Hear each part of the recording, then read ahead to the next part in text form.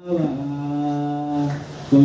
बिहारी जय राधा माधव कुंज बिहारी राधा माधव कुंज बिहारी जय राधा माधव कुंज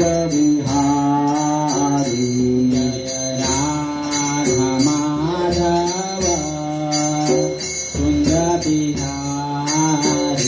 जय राधा माधव कुंज बिहारी जय गोपी जन वल्लभ गिरिवरधारी जय गोपी जन वल्लभ गिरिवरधारी जय गोपी जन वल्लभ गिरिवरधारी जय गोपी जन वल्लभ गिरिवरधारी जय यशोदानन्दन भज जनरञ्जन यशोदानन्दन भज जनरञ्जन यशोदानन्दन भज जनरञ्जन यशोदानन्दन भज जनरञ्जन यमुना तीरा वनचारी यमुना तीरा वनचारी यमुना तीरा वनचारी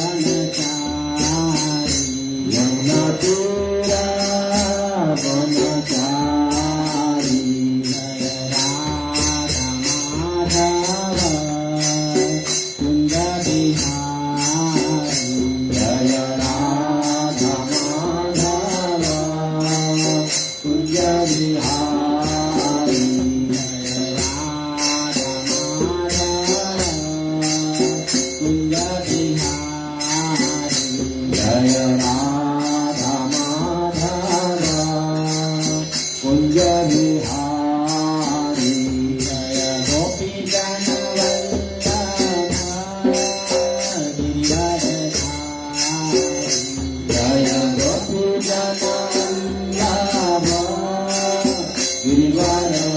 गिरिवरधारी जय गोपी जन वल्लभ गिरिवरधारी जय गोपी जन वल्लभ गिरिवरधारी जय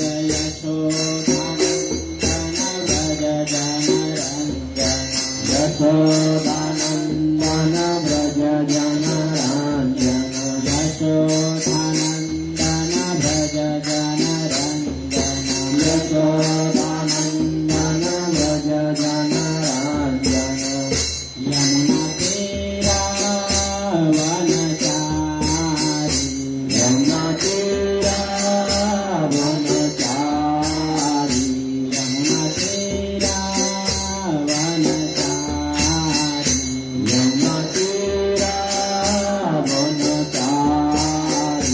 जय राधा माधव कुंज बिहारी जय राधा माधव कुंज बिहारी जय राधा माधव कुंज बिहारी जय राधा माधव कुंज बिहारी हरे कृष्ण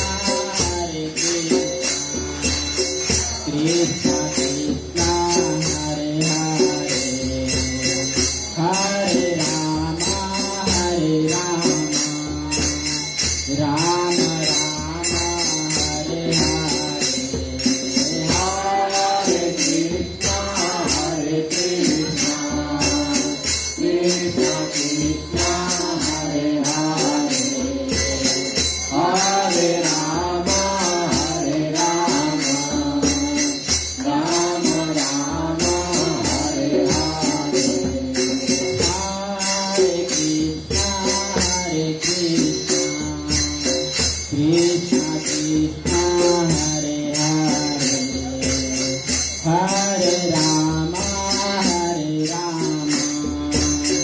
राम राम हरे हरे हरे कृष्णा कृष्ण कृष्ण हरे हरे हरे राम राम राम हरे हरे हरे कृष्ण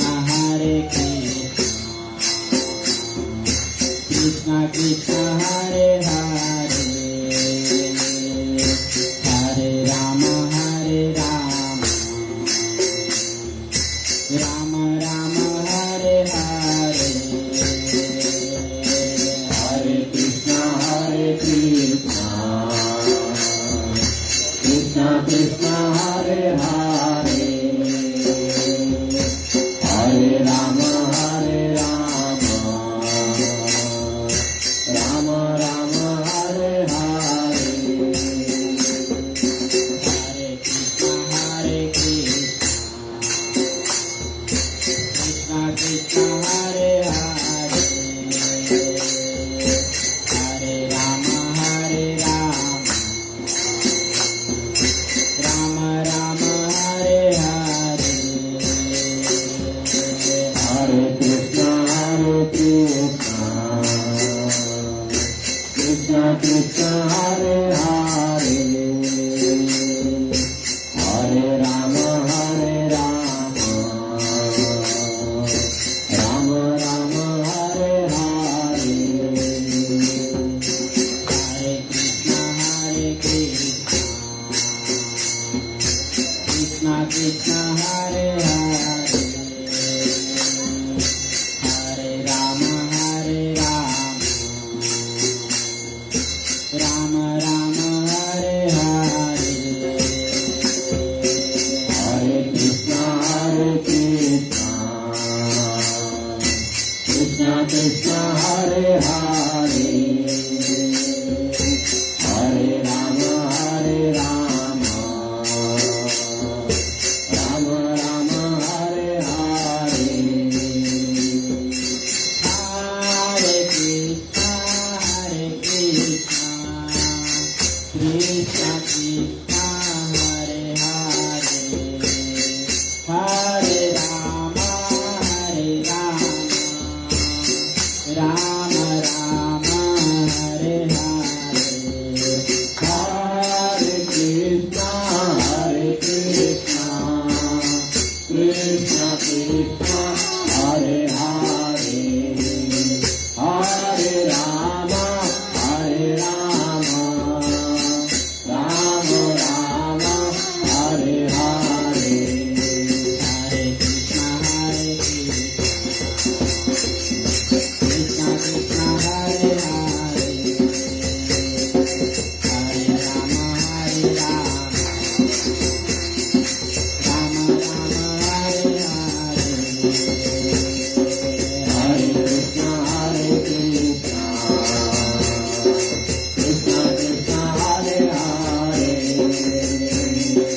हरे राम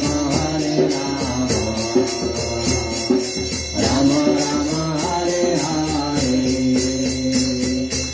हरे कृष्ण कृष्ण कृष्ण हरे हरे हरे राम राम राम हरे हरे हरे कृष्ण कृष्ण कृष्ण हरे हरे हरे राम राम राम हरे हरे हरे कृष्ण कृष्ण कृष्ण हरे हरे हरे राम राम राम हरे हरे हरे कृष्ण कृष्ण कृष्ण हरे हरे हरे राम राम राम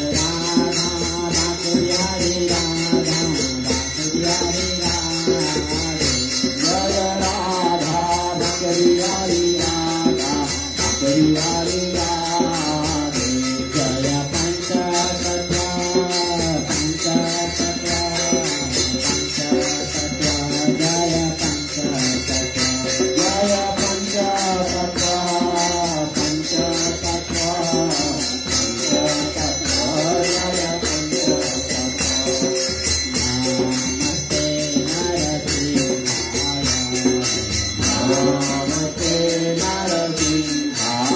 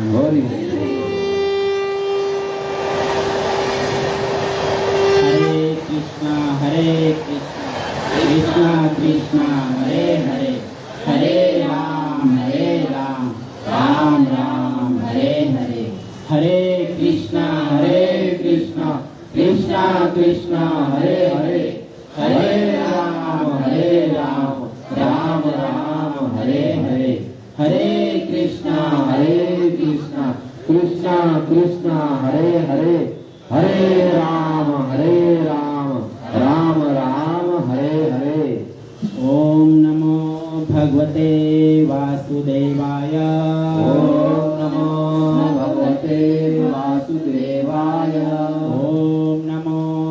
भगवते वासुदेवाय। ओम नमो भगवते वासुदेवाय। ओम नमो भगवते वासुदेवाय। ओम नमो भगवते वासुदेवाय। नारायणं नमस्कृत्यं नारायणं नमस्कृतं नरं चैव नरोत्तमं नरं चैव नरोत्तमं देवीं सरस्वतीं व्यासं देवीं सरस्वतीं व्यासं ततो जयमुदीरये। ततो जयमुदीरये। नष्टप्रायेषु अभद्रेषु नष्टप्रायेषु अभद्रेषु नित्यं भागवत सेवया नित्यं भागवत सेवया भगवते उत्तम श्लोके भक्ति भवति नैष्टिकी भवति नैष्ठिकी। भक्तिर्भवति नैष्टिकी। हरे कृष्ण। हरे कृष्ण। तो आज हम श्रीमद् भगवद गीता के 7वें अध्याय के 14वें श्लोक पर चर्चा करेंगे। तो जिनके पास भी श्रीमद् भगवद गीता यथारूप है, कृपया अपने अपनी भगवद गीता में 7वें अध्याय का 14वां श्लोक निकालिए और पीछे से दोहराने का प्रयास करिए। श्रीमद् भगवद गीता यथारूप श्री श्रीमद् अभय चरणारी भक्ति वेदांत स्वामी प्रभु। दैवी येषां गुणमयी दैवी येषां गुणमयी मम माया दुरत्यया मम माया दुरत्यया मामेव ये प्रपद्यन्ते मामेव ये प्रपद्यन्ते मायामेतां तरन्ति ते मायामेतं तरन्ति ते। दैवी एषा गुणमयी दैवी एषा गुणमयी मम माया दुरत्यया मम माया दुरत्यया मामेव ये प्रपद्यन्ते मामेव ये प्रपद्यन्ते मायामेतां तरन्ति ते मायामेतं तरन्ति ते। दैवी येषां गुणमयी दैवी येषां गुणमयी मम माया दुरत्यया मम माया दुरत्यया मामेव ये प्रपद्यन्ते मामेव ये प्रपद्यन्ते मायामेतां तरन्ति ते। मायामेतं तरन्ति ते। कोई बोलेंगे? दैवी येषां गुणमयी दैवी एषां गुणमयी मम माया दुरत्यया मम माया दुरत्यया ममेव ये प्रपद्यन्ते मामेव ये प्रपद्यन्ते मायामेतं तरन्ति ते। मायामेतां तरन्ति ते। और देवी एषा गुणमयी देवी येषां गुणमयी मम माया दुरत्यया मम माया दुरत्यया मामेव ये प्रपद्यन्ते मामेव ये प्रपद्यन्ते मायामेतां तरन्ति ते। मायामेतं तरन्ति ते। और कोई बोले?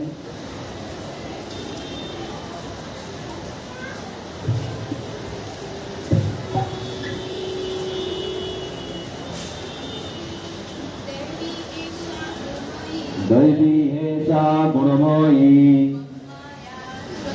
मम माया दुरत्यया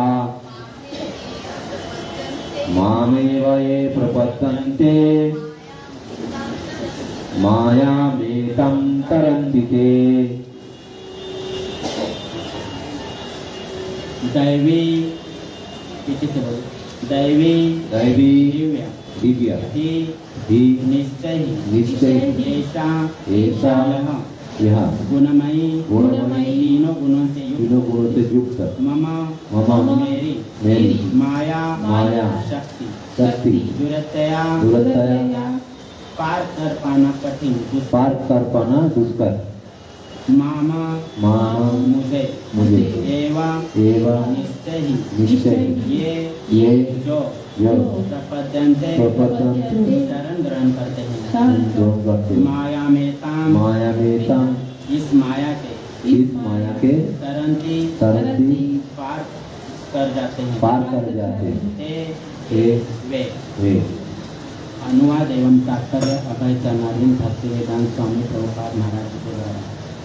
भक्ति वेदांत स्वामी प्रभुपाद महाराज की जय।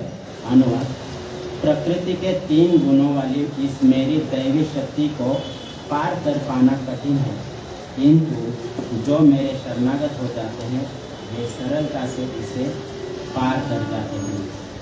ओम अज्ञानतिमिरन्धस्य ज्ञानाञ्जनशलाकया चक्षुरुन्मीलितं येन तस्मै श्रीगुरवे नमः।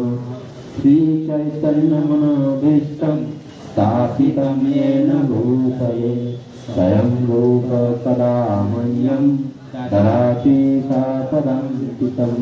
वन्देऽहं श्रीगुरु श्रीयुतपदकमलं श्रीगुरुं वैष्णवांश्च श्रीरूपसहस्रजातं सहगण रघुनाथान्वितं तं सजीवं साद्वैतं सावधूतं परिजनसहितं श्रीकृष्णचैतन्यदेवं श्रीराधाकृष्णपादान् सहगण ललिता श्रीविशाखान्वितांश्च।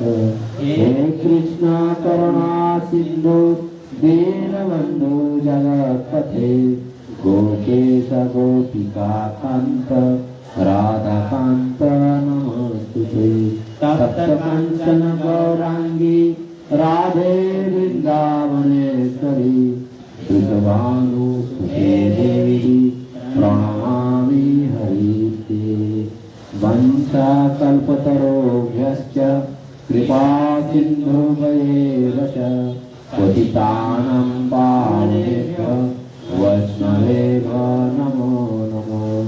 जय श्री कृष्ण चैतन्य प्रभु नित्यानंद श्री अद्वैत गदाधर श्रीवासादि गौरभक्तवृंद। हरे कृष्णा कृष्णा कृष्णा हरे हरे, हरे राम राम राम हरे हरे। हरे कृष्णा कृष्णा कृष्णा हरे हरे, हरे राम राम राम हरे हरे। हरे कृष्णा कृष्णा कृष्णा हरे हरे, हरे राम राम राम हरे हरे। हरे कृष्ण। अंतर्राष्ट्रीय कृष्ण भावनामृत संघ नालासोपारा की ओर से चलाए जा रहे इस साप्ताहिक सत्संग में उपस्थित हुए आप सभी भक्तों का हार्दिक स्वागत एवं आप सभी को प्रणाम। वास्तव में हम सभी भक्त बहुत ही भाग्यशाली हैं, क्योंकि हम अपना वीकेंड मनाने के लिए जगन्नाथ बलदेव एवं सुभद्रा जी के प्रांगण में यहाँ पर उपस्थित हुए हैं। संसार में हम देखते हैं कि जैसे बारिश का मौसम आता है तो लोग लोनावाला, खंडाला या अन्य विविध जगह पर अपना वीकेंड मनाने के लिए परिवार के साथ वहाँ पर चले जाते हैं और अपनी तरह से अपने प्रकार से आनंद मनाने का प्रयास करते हैं। लेकिन हम लोग सही में भाग्यशाली है जो हम यहाँ पर आनंद उठाने के लिए भगवान के चरणों के पास एवं हमारे गुरुजनों के सानिध्य के पास हम लोग यहाँ पर उपस्थित हुए हैं। तो ये प्रयास हमें निरंतर करना चाहिए कि जितना समय हो सके हमें भगवान के प्रांगण में आकर के साधु संग करना चाहिए, कथा कीर्तन महाप्रसाद एवं भक्तिमय जीवन का आनंद लेना चाहिए। तो आज का ये जो श्लोक है श्रीमद् भगवद गीता के 14वें भगवद गीता के 7वें अध्याय के 14वां श्लोक है। भगवद गीता का महिमा बहुत सारे साधु संतों ने बहुत अच्छी तरह से गाया हुआ है और श्री आदि शंकराचार्य जी ने भी बहुत सुंदर तरीके से इसे गाया हुआ है। लेकिन हम पुराणों में देखते हैं कि श्रीमद् भगवद गीता 700 श्लोकों की है। श्रीमद् भगवद गीता के कुल मिलाकर श्लोक 700 हैं, 18 अध्याय और 700 श्लोक। लेकिन एक ऐसा पुराण है, शायद पद्म पुराण या स्कंद पुराण दोनों में से कोई एक है, जिसमें भगवद गीता के महात्म्य के 1200 श्लोक हैं। भगवद गीता के कुल श्लोक 700 हैं, लेकिन भगवद गीता के महात्म्य के 1200 श्लोक हैं। श्री व्यासदेव जी ने लिखे हुए हैं। लेकिन कोई भी कंपनी का जब प्रोडक्ट आता है तो उसका प्रचार करने के लिए उस कंपनी के द्वारा कोई सेलिब्रिटी को नियुक्त किया जाता है ताकि वो बहुत सुंदर तरीके से प्रचार करके वो प्रोडक्ट मार्केट में बिक जाए। इसलिए कोई नामचीन व्यक्ति को उसका प्रचार करने के लिए अपॉइंट किया जाता है। लेकिन भगवत गीता का महात्म्य का वर्णन भगवत गीता के अंतिम श्लोकों में भगवान भगवान ने अपने मुख से ये महिमा का वर्णन भगवत गीता के गाया हुआ है। जैसे कि बहुत सारे भौतिक संसार में भी हम देखते हैं कि कोई कंपनी का अगर मालिक है तो बहुत ऐसे कम प्रचारक होते हैं, कंपनी के मालिक होते हैं जो अपने प्रोडक्ट का प्रचार स्वयं करते हैं। उदाहरण के लिए अगर हम देखेंगे तो एमडीएच मसाले वाले जो बाबूजी थे वो स्वयं उसके मालिक भी थे और स्वयं उसके प्रचारक भी थे। ये सिर्फ अपवाद के लिए होता है ऐसा, वरना सभी कंपनियां बड़े बड़े सेलिब्रिटी को अपॉइंट करती हैं। दूसरा अपवाद अगर हम देखेंगे तो पतंजलि का ले सकते हैं। पतंजलि का प्रचार उनके जो ओनर है बाबा रामदेव, स्वामी रामदेव जी, वो स्वयं करते हैं। तो भगवत गीता जी का महिमा बहुत सारे ग्रंथों में वर्णन किया हुआ है, लेकिन जो सबसे श्रेष्ठ महिमा का गान भगवत गीता का अगर कहे हैं तो है श्रीमद् भगवत गीता में ही। 18वें अध्याय के अंतिम श्लोकों में भगवान इसके महिमा का गान करते हैं कि यह इदम परमम गुह्यम मद भक्तेषु अभिधास्यति भक्तिमयी परम कृत्वा मामे वैश्यति संशय।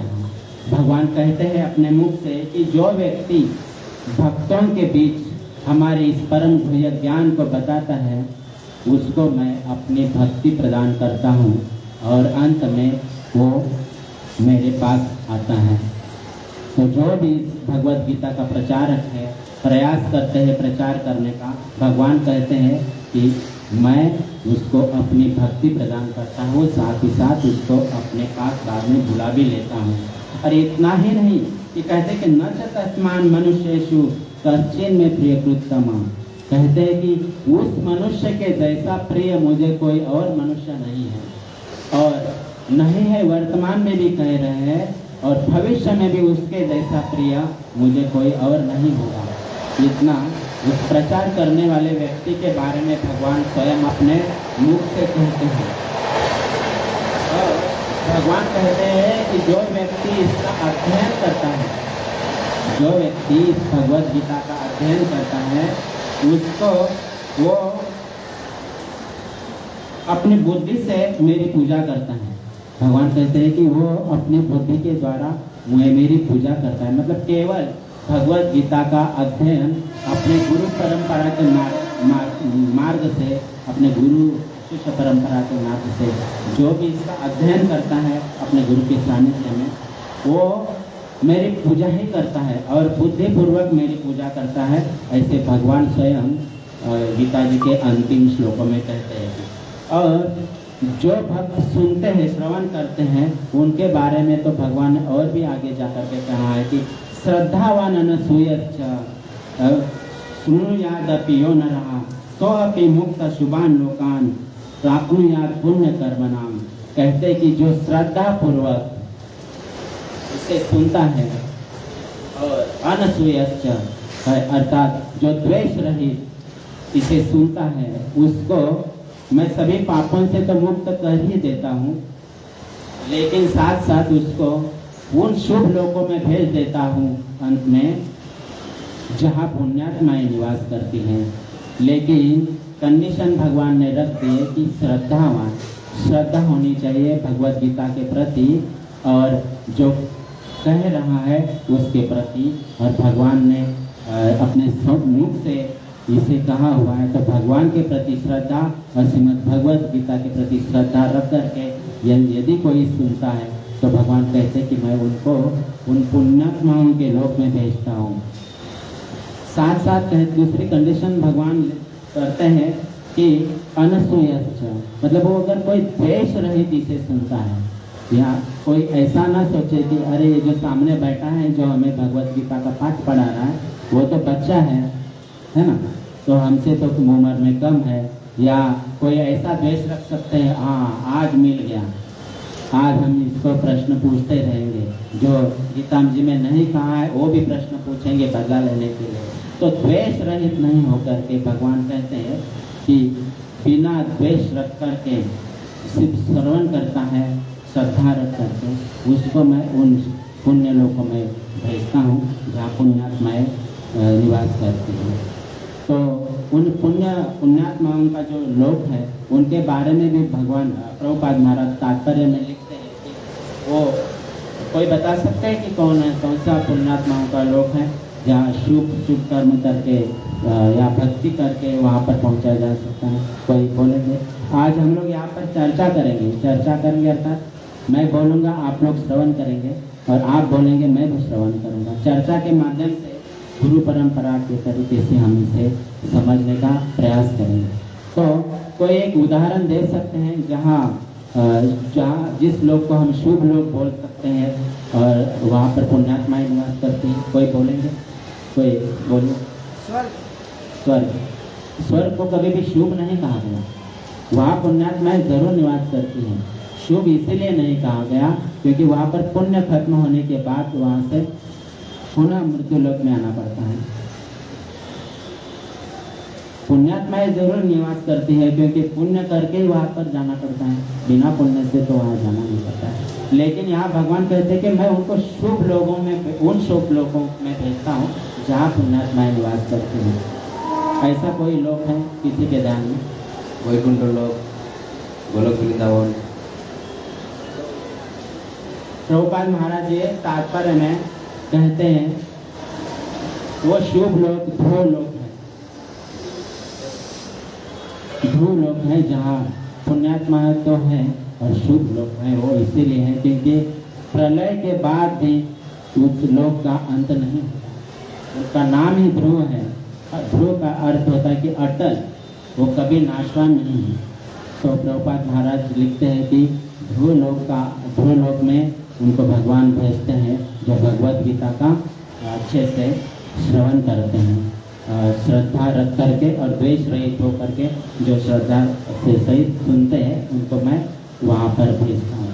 तो ऐसे ही इतना महिमा है इस भगवत गीता का, तो भगवान स्वयं अपने मुख से महिमान का गान कर रहे हैं। ऐसी ये भगवत गीता यथारूप के 18 अध्याय है संपूर्ण। भगवान ने अर्जुन महाराज जी को युद्ध भूमि में कुरुक्षेत्र में इसका प्रवचन दिए थे। व्यासदेव जी ने इस संवाद को, भगवान और अर्जुन महाराज के संवाद को बहुत ही सुंदर तरीके से श्लोकों में उसको रचित किया और 18 अध्यायों में इसका विभाजन किया। साथ ही साथ 18 अध्याय में भगवान ने इसमें 5 प्रमुख विषयों को कहा जो प्रभु जी ने लास्ट टाइम हमें बताए थे और प्रभु जी ने उनका उत्तर दिया था, शायद मैं ऑनलाइन सुन रहा था। तो 5 प्रमुख विषय इसमें भगवान ने कहे। साथ ही साथ व्यासदेव महाराज जी ने इसके 3 विभाजन किए हैं। पहले अध्याय से लेकर 6वें अध्याय तक कर्मयोग के बारे में विस्तार से चर्चा की है। कर्मयोग के अंतर्गत दिव्य ज्ञान भी बताया भगवान ने, आत्मा का ज्ञान भी दिया और कृष्ण भावनामृत कर्म भी बताया। 7वें अध्याय से लेकर के 12वें अध्याय तक भगवान ने इसमें भक्ति योग का बहुत सुंदर तरीके से वर्णन किया, जिसमें सबसे पहले भगवान ने भगवत ज्ञान दिया, बाद में भगवत प्राप्ति का ज्ञान दिए, उसके बाद भगवान ने भक्ति योग का वर्णन किए, उसके बाद भगवान ने अपना विभूति योग बताया, उसके बाद भगवान ने अपना विश्वरूप दर्शन और 12वें अध्याय में भगवान ने इसमें हमें भक्ति योग का विस्तार से वर्णन किया। 13वें अध्याय से लेकर 18वें अध्याय तक ज्ञान योग की चर्चा थी, जिसमें कर्म संन्यास योग भी बताए भगवान ने, और बहुत ही सुंदर 15वां अध्याय बताया। प्रकृति के विषय में भगवान ने हमें ज्ञान दिया। तो ये जो पहले से लेकर 6वें अध्याय तक भगवान ने कर्म योग, और 13वें अध्याय से लेकर 18वें अध्याय तक भगवान ने ज्ञान योग के बारे में चर्चा की। लेकिन जो महत्वपूर्ण विषय है, सबसे महत्वपूर्ण, जिसके द्वारा हम भगवान की प्राप्ति कर सकते हैं, वो विषय जो भक्ति योग है, वो भगवान ने बीच में रखा। जैसे कि हम गांव चले जाते हैं तो कुछ जो हमारा जो महत्वपूर्ण सामान रहता है वो हम बैग में बीच में रखते हैं, ताकि वो कुछ खराब ना हो जाए या उसको सुरक्षित तरीके से हम पहुंचा सकें। तो भगवान ने हमें भक्ति योग बीच में बहुत सुंदर तरीके से रखा, और बिना विचलित हुए हमें इस भक्ति योग के बारे में हमें गुरुजनों से, जो हमारी गुरु परंपरा है, गुरुजनों से हमें समझने का प्रयास करना चाहिए। हरे कृष्णा कृष्णा कृष्णा हरे हरे, हरे राम राम राम हरे हरे, हरे कृष्णा कृष्णा कृष्णा हरे हरे, हरे राम राम राम हरे हरे। तो 7वें अध्याय जो भगवत ज्ञान, जिसका नाम है भगवत ज्ञान, इस अध्याय में भगवान ने स्वयं के विषय में ज्ञान देना प्रारंभ कर दिया है। पिछली बार भी हम लोग ने इसी अध्याय के विषय में चर्चा किए थे। तो भगवान ने इस अध्याय के पहले ही श्लोक में कहा कि मया सक्तमना पार्थ योगम युजन मदाश्रय असंशयम समग्र माम यथा ज्ञास्यसि मत तच्छृणु। भगवान ने कहा कि हे प्रतापपुत्र, अब तुम सुनो कि किस तरह मेरी भावना से युक्त होकर अपने मन को मुझ में आसक्त करके योगाभ्यास करते हुए पूर्णतया संशय रहित तुम मुझे किस तरह से जान सकते हो, ये तुम मुझसे सुनो। कौन कह रहे हैं? भगवान स्वयं कह रहे, किससे? भगवान कि भगवान स्वयं कह रहे। ऐसा नहीं है कि भगवान के विषय में श्री व्यासदेव जी कह रहे, क्या नहीं लिखा कि व्यास उवाच है, या ऐसा कुछ दूसरा कोई नहीं लिखा, इसलिए भगवान महत्व। तो अगर किसी व्यक्ति के बारे में हमें जानना है, तो उस व्यक्ति के बारे में संपूर्ण ज्ञान कौन दे सकता है? वो स्वयं ही दे सकता है। दूसरे से अगर हम जानने का प्रयास करेंगे तो आधा अधूरा बात हमें उनके विषय में सुनने को मिल सकता है, लेकिन अगर उसी व्यक्ति को पूछेंगे तो हमें संपूर्ण ज्ञान प्रदान कर सकता है। तो भगवान यहाँ पर कह रहे हैं अर्जुन को स्वयं कि किस तरह से तुम अपना मन मुझ में आसक्त कर सकते हो, और कैसे संशय रहित पूर्ण तरीके से मुझे कैसे जान सकते हो, ये तुम अभी मुझसे सुनो। क्या करके? मुझसे सुनो, मैं तुम्हें ये ज्ञान प्रदान कर रहा हूँ। और ये ज्ञान मैं सिर्फ ज्ञान नहीं तुमको दे रहा हूँ, ज्ञान और विज्ञान के साथ दे रहा हूँ। और इसे जान लेने के बाद, ये जो भगवत ज्ञान है, इसे जान लेने के बाद ऐसा कोई ज्ञान शेष नहीं रहेगा जो तुमको जानना है, अर्थात पूर्ण ज्ञान मैं तुमको प्रदान करूँगा। तो भगवान स्वयं कह रहे कि ज्ञान और व्यावहारिक ज्ञान, दोनों ज्ञान मैं तुमको दूंगा, तो तुम ध्यानपूर्वक इसे मुझसे सुनो। लेकिन आगे के श्लोक में भगवान ने कुछ एक उसकी योग्यता बताई, इस ज्ञान को कौन प्राप्त कर सकता है। कहते कि मनुष्यानां सहस्रेषु किंचित् एतति सिद्धये यततामपि सिद्धानां कश्चित् मां वेत्ति तत्वतः। क्या भगवान ने योग्यता बताया? इसमें क्या होना चाहिए इस ज्ञान को प्राप्त करने के लिए? कोई बता सकते हैं? सिद्ध होना चाहिए। हाँ, सिद्ध होना चाहिए, सिद्ध। और कोई बता सकते हैं कि हाँ, निर्मल। और कोई बता सकते? हाँ, शरणागत होना चाहिए। भगवान ने यहाँ पर सबसे पहले जो योग्यता बताई है कि मनुष्यानां सहस्रेषु, मनुष्य होना चाहिए। मनुष्य शरीर से ही हम ज्ञान प्राप्त कर सकते हैं। दूसरे किसी शरीर में अगर किसी ने ये ज्ञान प्राप्त किया है तो वो सिर्फ अपवाद के लिए होगा, वरना कोई पशु, कोई चीज, कोई जानवर इस ज्ञान को प्राप्त नहीं कर सकते हैं।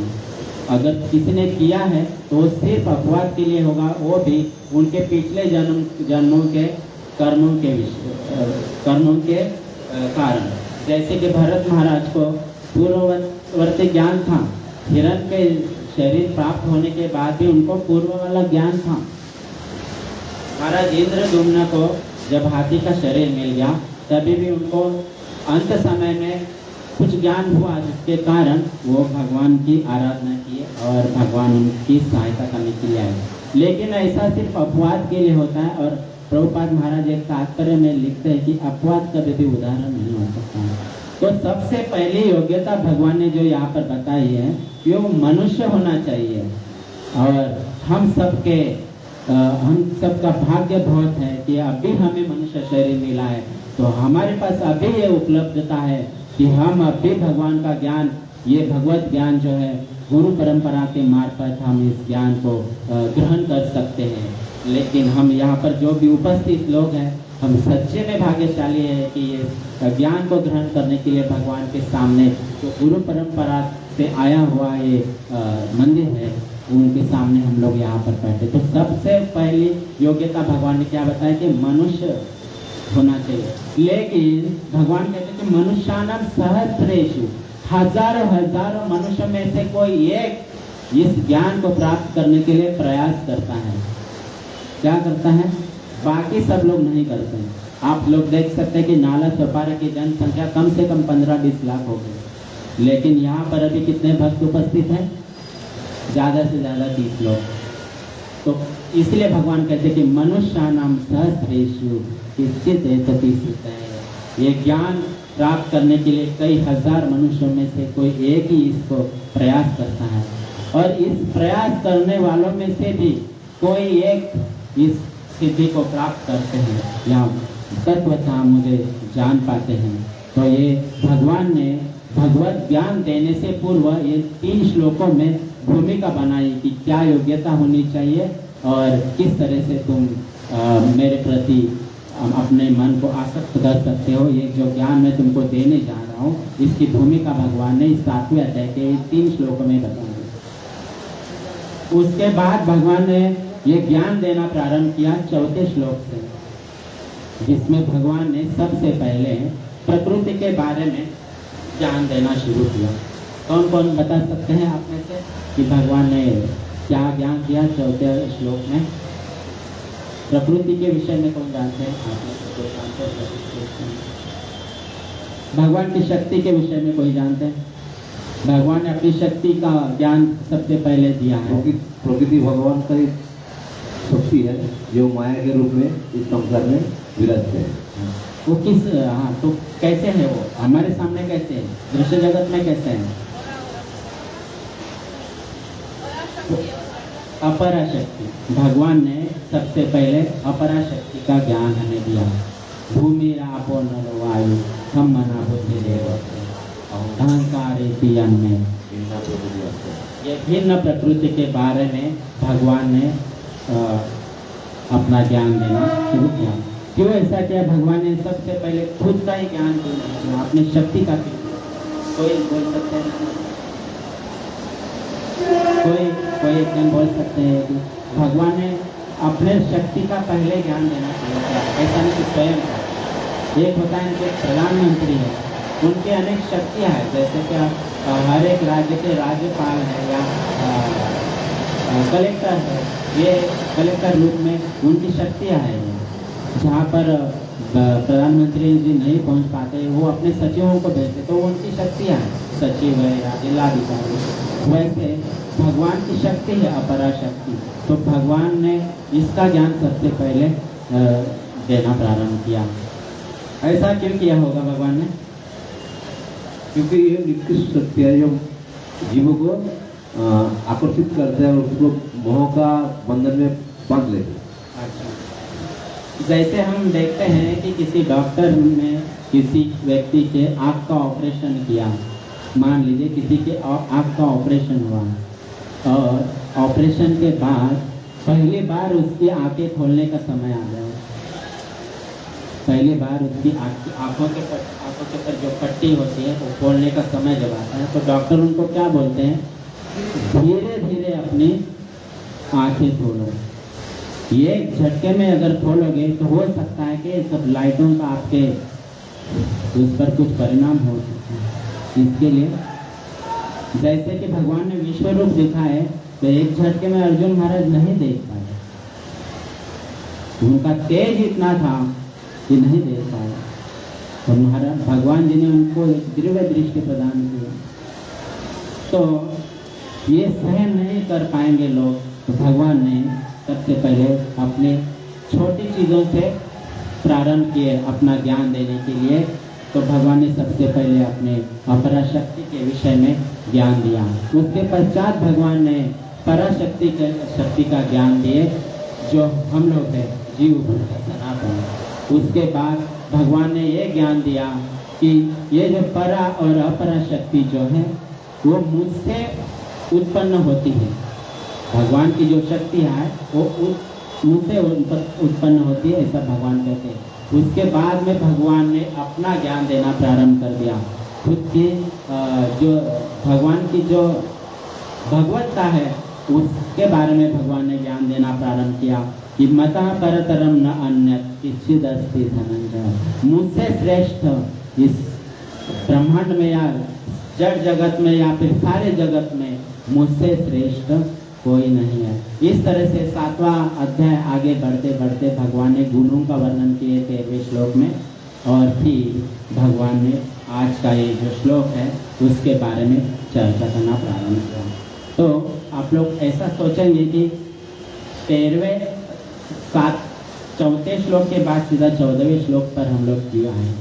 बीच के जो मता परतरम न अन्यत् श्लोक पर भी चर्चा हो सकते हैं, या भगवान ने और भी बीच में श्लोक 8वां 9वां श्लोक हैं उनके बारे में चर्चा हो सकती है, चर्चा अवश्य हो सकती है। परंतु 4था श्लोक और 14वां श्लोक इसका कुछ तो लिंक है, इसके लिंक का कुछ तो कनेक्शन है। इसके बारे में हमने सोचा कि 4थे श्लोक के बाद 14वें श्लोक पर हम लोग आते हैं। हरे कृष्णा कृष्णा कृष्णा हरे हरे, हरे राम राम राम हरे हरे। तो बहुत ही सुंदर आज का श्लोक है। सभी भक्त फिर से एक बार पीछे से दोहराने का प्रयास करिए। दैवी एषां गुणमयी, दैवी एषां गुणमयी, मम माया दुरत्यया, मामेव ये प्रपद्यन्ते, मायामेतां तरन्ति ते। प्रकृति के 3 गुणों वाली इस मेरी दैवी शक्ति को पार कर पाना कठिन है, किंतु जो मेरे शरणागत हो जाते हैं वे सरलता से इसे पार कर जाते हैं। भगवान ने इस श्लोक में अपनी माया शक्ति का वर्णन किया है। ऐसे देखा जाए तो ये वही शक्ति है जो जिसका वर्णन भगवान ने 4थे श्लोक में किया है, अपरा शक्ति। लेकिन यहाँ पर उनके उस शक्ति के लिए भगवान बहुत सारे विशेषण लगाते हैं, कहते कि ये दैवी है, ये दैवी है। दैवी क्यों कहते हैं भगवान? पहले तो अपरा कह दिया था, कह दिया था, अभी दैवी क्यों कह रहे हैं? कोई बता सकता है? कोई बता सकता है? अभी पहले तो कह दिया कि अपरा शक्ति है, भौतिक शक्ति, अभी कह रहे कि दैवी है। तो दैवी अभी क्यों कह रहे हैं? क्योंकि इनका संबंध सीधा भगवान से है। भगवान कहते हैं, किसी श्लोक में कहते हैं कि मम माया, यानी ये मेरी है। जैसे कि हमने कोई घर बनाया, बंगला बनाया, तो हम अपने परिवारजनों को, दोस्तों को दिखाने लाते कि देखो ये मेरा है, बड़े बड़े छाती ठोक के कहते कि ये मेरा है। वैसे भगवान यहाँ एकदम उच्च स्वरों में कह रहे कि छाती ठोक के कह रहे कि मम माया, ये मेरी माया है। तो इनका संबंध सीधा भगवान से है। तो इसके लिए भगवान इसका दिव्य दैवी शब्दों में वर्णन करते हैं। साथ ही साथ इसके आगे एक और विशेषण लगाते हैं कि गुणमय। क्या बोलते हैं? कि गुणमय, ये बहुत गुणों वाली है। तो कोई बता सकते हैं कि ये गुणों वाली जो है इनके क्या क्या गुण हैं इनके अंदर? इसके अंदर क्या क्या गुण है दैवी शक्ति के, बोलिए। और बहुत बहुत धन्यवाद, बहुत सुंदर उत्तर है। और भगवान 14वें अध्याय के 5वें श्लोक में इसका वर्णन करते कि सत्वम रजस तमा इति गुना प्रकृति अष्टधा। सत्वम रजस तमा इति गुना प्रकृति समझता, कहते कि ये मेरी जो प्रकृति है वो 3 गुणों वाली है, सत्व गुण से, रजोगुण से और तमोगुण वाली है। तो भगवान कहते कि ये मेरी 3 गुणों वाली जो प्रकृति है, माया शक्ति है, इसको पार कर पाना अत्यंत कठिन है, लेकिन उसे असंभव नहीं है, इसका पार करना असंभव नहीं है। कहते कि कठिन तो है लेकिन असंभव नहीं है, इसको पार किया जा सकता है। तो ये भगवान की माया शक्ति है, उसको बहिरंगा शक्ति भी कहा गया है। बहिरंगा क्यों कहा गया, कोई बताएंगे? भगवान की माया शक्ति को बहिरंगा शक्ति क्यों कहा गया?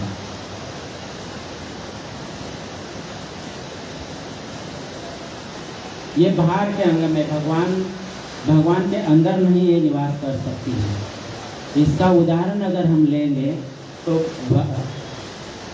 व्यास देव जी और नारद जी के संवाद में हमें मिलता है कि पहले स्कंद में इसका वर्णन है कि नारद जी व्यास देव जी को कहते हैं कि भक्ति योग का अभ्यास करो और ध्यान में भगवान का दर्शन करो।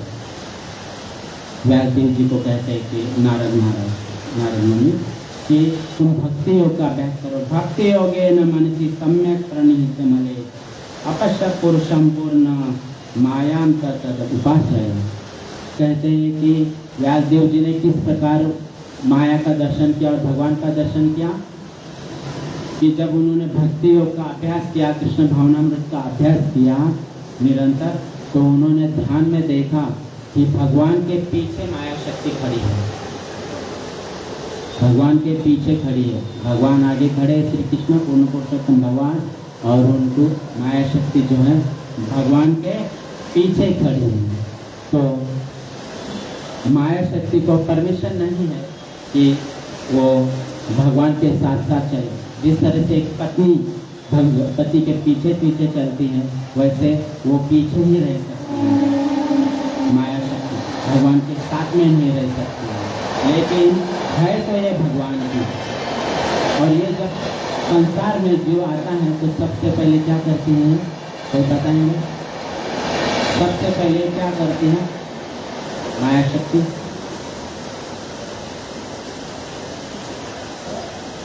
सबसे पहले उसका ज्ञान को ही भुला देती है, उसके वास्तविक रूप पर वो पर्दा डाल देती कि वो स्वयं कौन है। कौन है हम लोग? आत्मा। हाँ, आत्मा है हम लोग। और हमारा स्वरूप कैसे कैसे शास्त्र के आधार पर कोई उदाहरण देकर बता सकते हैं कि कोई श्लोक, कोई चौपाई हो? नित्य कृष्ण राम। जीवेर स्वरूप है नित्य कृष्ण राम, ये हमारा वास्तविक स्वरूप है। और माया देवी जैसे हम इस संसार में शरीर रूप धारण करके आते हैं, भगवान के शक्तियों के द्वारा हमें भेज दिया जाता है, तब सबसे पहले वो कार्य करती है कि हमारे ऊपर माया का अपना पर्दा डाल देती है और हमारे स्वरूप को ही भुला देती है। इसके लिए हम आते ही बच्चा रोना शुरू कर देता है, कौन मैं कौन भुला देती है वो। तो जब गर्भ में रहता है बच्चा तब तो उसको याद रहता है कि मैं कौन हूँ, और गर्भ में भगवान से प्रार्थना की भी करता है कि ये भगवान एक बार मुझे इस गर्भवास से निकालो, बाहर निकालो, मैं आपका भजन करूँगा। लेकिन जैसे ही वो बाहर आता है, संसार में आ जाता है, वैसे 3 गुणों वाली माया उसको झड़प लेती है और उसके ज्ञान को ढक लेती है। तो इस माया शक्ति बहुत बलवती है। क्या है? बहुत बलवान है। ये बहुत बड़े बड़े देवी देवताओं को भी नहीं छोड़ती है, तो हम उसके सामने क्या है? तो तात्पर्य में प्रभुपाद महाराज लिखते हैं कि भगवान की शक्तियाँ अनंत है और ये सारी शक्तियाँ दैवी हैं। भगवान अनंत है और उनकी शक्तियाँ भी अनंत है। तो उस अनंत शक्तियों में से एक ये माया शक्ति है। यद्यपि जीवात्माएं उनकी शक्तियों के अंश है, अतः दैवी है, किंतु भौतिक शक्ति के संपर्क में रहने से उनकी पराशक्ति आच्छादित रहती है। जैसे ही हम तो पराशक्ति है, उत्कृष्ट शक्ति है जीव, लेकिन जैसे ही हम भौतिक शक्ति के संपर्क में आते हैं तो वो हमें आच्छादित करती है, हमारा ज्ञान हरण कर लेती है और हम उनके माया में पड़ जाते हैं। इस प्रकार भौतिक शक्ति से आच्छादित होने के कारण मनुष्य उसके प्रभाव का अतिक्रमण नहीं कर पाता। क्या लिख रहे प्रभुपाद महाराज कि हम जो जीव है, मनुष्य है, वो माया शक्ति के आच्छादित होने के कारण उनके प्रभाव का अतिक्रमण नहीं कर पाता। मतलब हम जो है मनुष्य माया शक्ति को लांघ नहीं पाते हैं। क्यों? क्योंकि जैसे ही हम लोग इस पृथ्वी लोक पर आते हैं, भौतिक जगत पे आते हैं, माया शक्ति के 3 गुणों के द्वारा हम जकड़ ले जाते हैं। जैसा कि पहले कहा जा चुका है कि परा तथा अपरा शक्तियाँ भगवान के उद्भूत होने के कारण नित्य है। क्या कह रहे कि ये जो मेरी शक्तियाँ हैं दोनों भी नित्य हैं, पराशक्ति भी और अपराशक्ति भी नित्य है। जीव भगवान की पराशक्ति से संबंधित होते हैं, किंतु अपराशक्ति अर्थात पदार्थ के द्वारा दूषित होने से उनका मोह भी नित्य होता है। इस लाइन में कहते हैं कि हमारा मोह भी नित्य होता है। क्यों ऐसा कहते हैं प्रभुपाद महाराज जी? क्योंकि हम संसार के हर चीज़ों से आकर्षित होते हैं। जैसे हमारा जन्म होता है, हमारे माता पिता हमें कुछ ना कुछ सिखाते रहते हैं कि ये नहीं करना, वो नहीं करना, ये करना, वो करना, ये पदार्थ तुम्हारे लिए अच्छा है, वो पदार्थ तुम्हारे लिए अच्छा है, ये मोबाइल लो, वो मोबाइल लो। हमें माया में फंसा दिया जाता है। तो इस माया के कारण हम अपने आप को पूरी तरह से भुला देते हैं और हम माया को लांघ नहीं पाते हैं। अतः बद्ध जीव नित्य बद्ध है, कोई भी उसके बद्ध होने की तिथि को नहीं बता सकता। कह रहे कि इसके तिथि को, ये कब बद्ध होगा, बद्ध होता है और कब ये बद्ध अवस्था से मुक्त अवस्था में कब जाएगा, इसकी तिथि, इसकी तारीख कोई नहीं बता सकते। क्योंकि जितना हम लोग माया में फंसते जाएंगे उतना हम लोग बद्ध होते जाएंगे, उतना हम लोग हमारे जन्म मृत्यु का चक्र में हम फंसते जाएंगे। तो कह रहे कि इसके तिथि को कोई नहीं बता सकते हैं। फलस्वरूप प्रकृति के चंगुल से उसका छूट पाना अत्यंत कठिन है। हम इतना फंसते जाते हैं कि जैसे हम तरुणावस्था में होते हैं, हमें विविध प्रकार का आकर्षण होता है। स्त्रियों को पुरुषों का आकर्षण होता है, पुरुषों को स्त्रियों का आकर्षण होता है, किसी को चित्रपटों का आकर्षण होता है, किसी को कोई फिल्मों का आकर्षण होता है, किसी को कोई चीज़ों का आकर्षण होता है। नाना विविध प्रकार के आकर्षण में हम फंस जाते हैं और फिर इस माया को हम पार नहीं कर पाते और नित्य बद्ध होते जाते, जन्म मरण के चक्कर में पड़ते रहते हैं। इसके लिए कह रहे कि इसके चंगुल से छूट पाना अत्यंत कठिन है। भले ही प्रकृति अपराशक्ति क्यों न हो, क्योंकि भौतिक शक्ति परम इच्छा द्वारा संचालित होती है, जिसे लांघ पाना जीव के लिए कठिन है।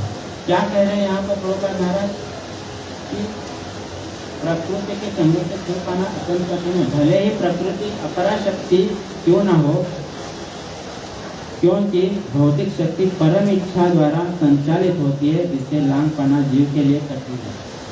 कहते कि ये भले ही निकृष्ट है माया शक्ति, भले ही अपरा शक्ति है, परंतु ये किसके द्वारा संचालित होती है? परम इच्छा द्वारा।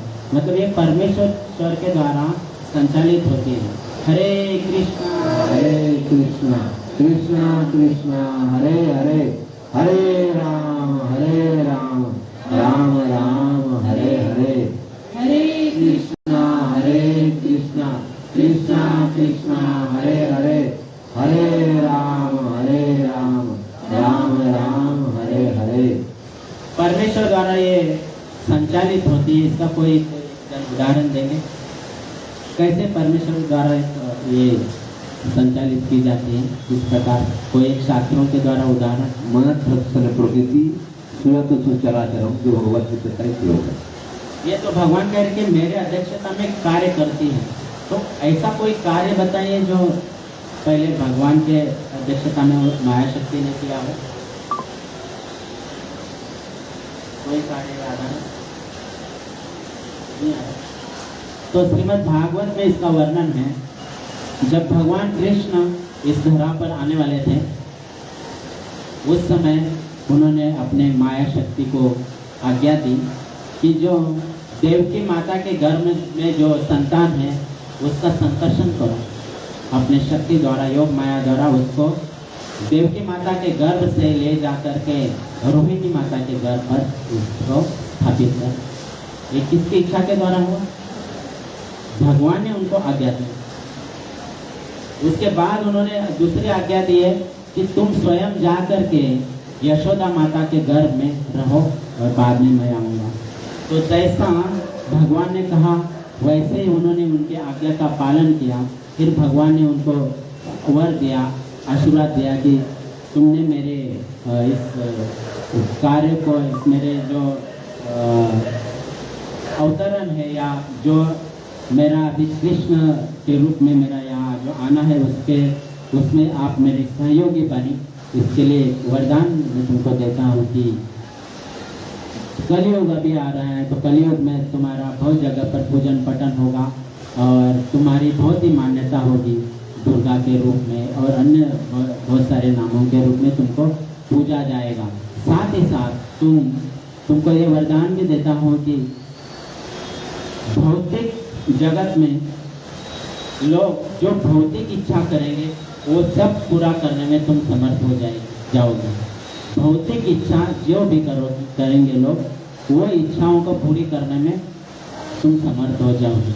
मतलब जो भी हम बहुत सारे लोग होते कि जो देवी देवताओं के शरण में जाते हैं तो उनसे प्रार्थना करते कि मुझे ये चाहिए, मुझे बंगला चाहिए, मुझे गाड़ी चाहिए, मेरा घर होना चाहिए, मेरे सुंदर पत्नी होनी चाहिए, रोन में। तो दुर्गा देवी जी को ये भगवान ने आशीर्वाद दिया कि जो भौतिक कामना जितनी है वो तुम उनको फल देने में तुम समर्थ हो जाओगे। तो ये इस निकृष्ट होते हुए भी क्योंकि भगवान के है, इसके लिए भगवान ने इन्हें ये आशीर्वाद दिया है। तो जिसे लांग पाना जीव के लिए कठिन। यहाँ पर अपराध भौतिक प्रकृति को दैवी प्रकृति कहा गया है क्योंकि इसका संबंध दैवी है तथा इसका चालन दैवी इच्छा से होता है।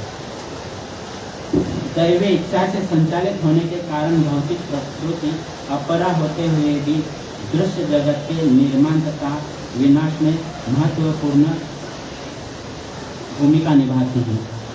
क्या कह रहे हैं कि ये भले ही निकृष्ट है, अपरा है, लेकिन ये जो दृश्य जगत है उसके निर्माण में जो और इसके प्रलय में जो कारण जो भी चीज़ें होती है वो बहुत महत्वपूर्ण भूमिका निभाती है। कैसे निभाती है कोई बताएगा? इसका कोई उदाहरण किस प्रकार ये अपना कार्य करती हैं? किसी को याद है?